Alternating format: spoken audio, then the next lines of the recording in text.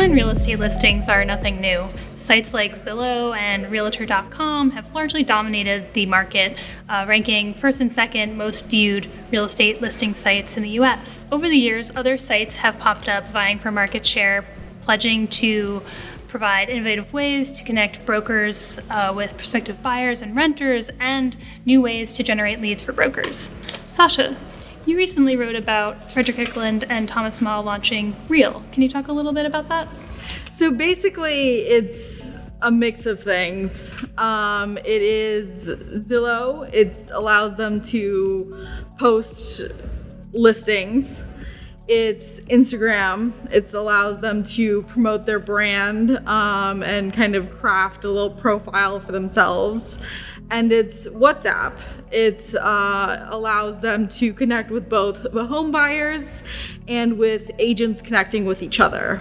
What do you think of the sort of concept of creating an Instagram for agents? Like, you already have Instagram, so why do you need this other new app that's specifically for agents? What sort of, like, do you think that this is a good strategy, or do you think it's sort of just... So I think all agents want to create something that would be a mixture of these things. So the challenge is to get people to actually use the app, to actually populate the app, basically. Reela also seems to incorporate different social media sites into the app. It has sort of like a Tinder feature where you don't swipe left or swipe right, but you do click whether or not the listing is a fit for you, and then that listing goes to your main profile, kind of similar to Reel in that, like, it shows up on, once you like a listing, it shows up on your profile.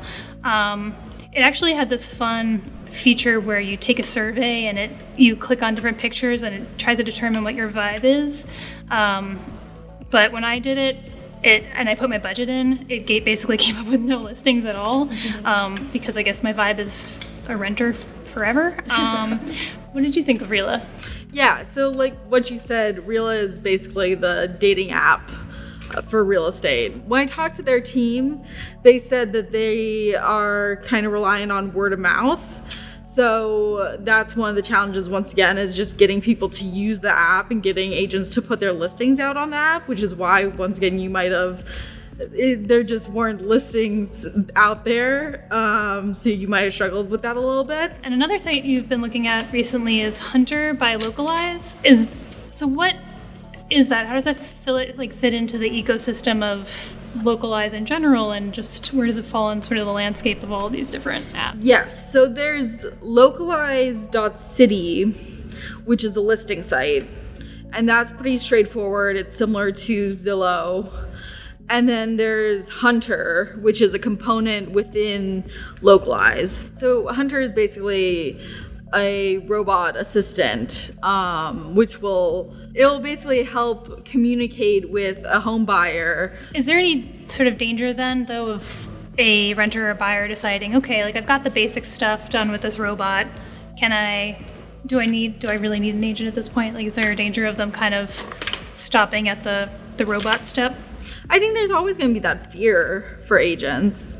But I think that, like, you can't close on a home without an agent. So it's one thing for these agents to download the app, learn all the different bells and whistles that these apps have. It's a whole other matter for consumers to, buy in and actually use this app.